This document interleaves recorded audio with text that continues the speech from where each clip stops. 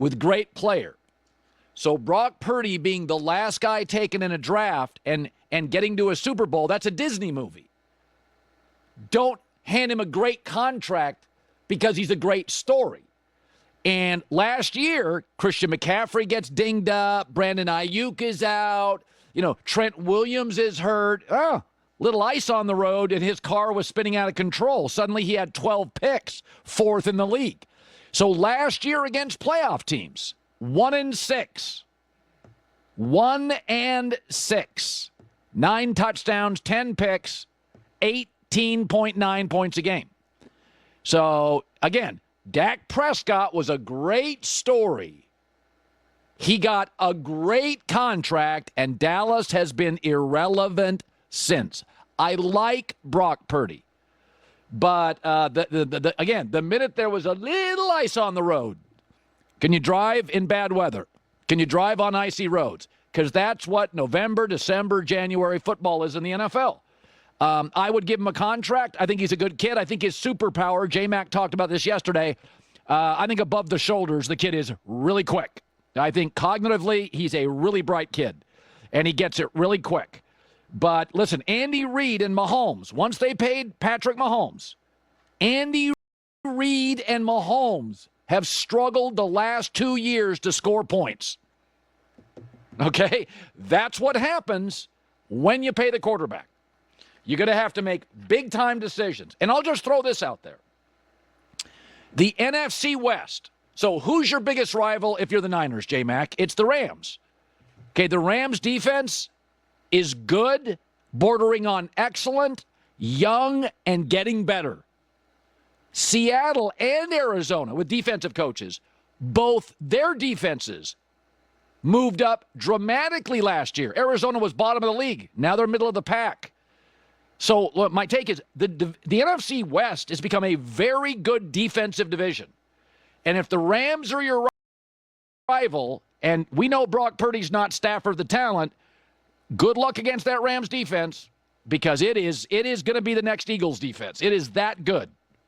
If they land a good corner in the first or third round, they don't have a second-round pick, watch out. They're about a corner away from being even better. So I'll just say, last year was a real year for Brock Purdy. Like, he didn't have all his weapons. He had some of them. Kittle was great. Kittle was outstanding. Deebo Samuel was there. Shanahan's a brilliant play designer, play caller. You had some weapons, but they were 1-6 against playoff teams. They ate against bad teams. They scored 28 a game against non-playoff teams. They scored, 19 a game against playoff teams. And not only did he have 12 picks, some of them were ugly. Like more than a few were, what are we doing here? Here's John Lynch on the discussion on the contract they're already talking. We have started negotiations. We're talking. I won't go into negotiations like always is our stance. Want Brock to be our quarterback as long as we're here and beyond, and we'll leave it at that. I think the final thing, there's no guarantees that we get something done, but my experience has been when both sides are motivated, there's ample opportunity to do so. I mean, there's 3 quarterbacks in this league that win regardless of what's around them. Lamar, Josh, and Patrick. It just doesn't matter. Herbert's good, but he needs the right coach. Right? Herbert's good. Needs the right coach. Joe Burrow's great. Needs a better offensive line and a better defense. There's 3 guys in this league that you can pay a ton of money to, and they're still going to win 75% of their games. Lamar, Josh, and Patrick. That's it. So I'm just throwing it out there. I know old J-Mac, give the bag to everybody over here, is just throwing them around like they're Jolly Ranchers, just throwing those bills around, those C-notes around. You got to be careful. Even you would acknowledge, once you pay the quarterback, you're going to have to – you can't keep all the players. Yeah, I mean, listen, you did some cherry picking with the stats against playoff teams. Oh, no Christian McCaffrey, no Brandon Ayuk. He's missing half his team. Like, yeah, he had a couple bad games, but your dislike for Purdy really is something. It's not dislike. You know what it comes back to, audience? This is real talk. That he was the dead last pick in the draft. If Brock Purdy was like the last pick in the first round, Cowherd would be giving him chances. Everybody would. People are out on him because he was not an early pick. He has proven more to you as a starter, has he not? I am with the not. Niners, that he's an elite quarterback in this league. He's not an elite quarterback. I am not out on him. I've never been out on Dak. I am out on paying Dak $60 million a year. I'm not out on Brock Purdy. I don't think you should pay him early. I'd let the contract run. 50. How's 50? Nope. 45. We can talk about that. Okay, what's your alternative? But remember, if he says no thanks, I'm going to test the market. Okay, good luck. Good luck with that. All right, good luck. Go ahead. Yes. I'm just saying, this is not Saquon Barkley going from the Giants to the Eagles. If he went to Seattle with a defensive coach, he's not the same player. Okay, who would you rather take if you were the Colts, Brock Purdy or Sam Darnold? If I'm the Colts? Yeah. Well, you're going to have to pay, according to the agent here, more for Purdy. And Darnold's a much better athlete with a better arm. Oh, what?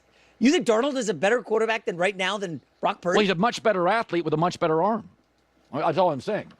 I'm just talking about traits as a quarterback. Steve Sarkisian. We get him a couple times a year. Love having him on the show. 5th year at Texas, football coach. And, we were talking about this. The NFLPA yesterday came out with grades on food, facilities, how you treat the players. And what I saw was 20 coaches got A's. So in the relationship that matters, coaches and players like each other. In college football, though, Sark, it's a little different. Facilities matter because the players choose you. But I've always had this theory. When you were at USC, those facilities were not good. And my take was that there was an edge, a chip to the Trojans that some of it was, we're not like Oregon. We don't have pretty facilities. Do you ever worry about, listen, Texas football's got a lot of money. We want nice facilities. We don't want it to be a country club. Do you think about that? Oh, you have to think about that. I think there's got to be an edge to what you do, the way you operate, the way you develop your culture, the way you practice, the way you work out. And so you have to make sure that there's levels of hard, we like to say, and that you can overcome hard. And that's whether that's on the football field, as I said, in the weight room, things of that nature. Because if it is too, I hate to use the word, you can find a way to soft if it's too nice. And so, and clearly, I think our program has shown that over time, we've developed a hardness and edge about us in the way we operate.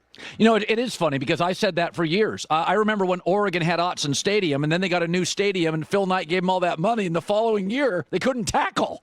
And I said, all of us, and the crowd got quieter because it was so expensive for tickets. I do believe you have an edge. When you say and I do believe that. I think you lost Ohio State. Ohio State was the best team in football last year. They just were. They blew Tennessee out and Oregon out. I look at you and you developed an edge. And I always said, I think USC and Texas are glamour programs. Notre Dame's in bad weather in a small town. Do you develop that edge?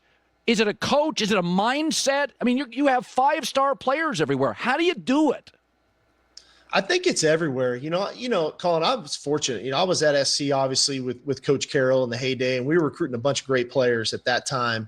And then the level of consistency of which we operated, and I think it started at the top with him. And then it permeated through the staff, the organization, the players, the training room, the equipment room. It was everybody. And then to have an opportunity to get with Coach Saban, and years, I think 16 and 17 years, how many years that he had been there, that I was there for a couple of them. He clearly had instituted it in his own way too, right. In recruiting the 5-star players, 4 and 5-star players. But yet there was a toughness, a mindset, a culture that had been developed throughout that organization. And I just felt like, man, we can create that here. But it had to start from me, and it had to permeate, like I said, through the staff and the players we recruited, but it had to be the training room, the weight room, academics, all parties involved had to been rowing the boat kind of in the same direction. And now with our players, the standard is the standard.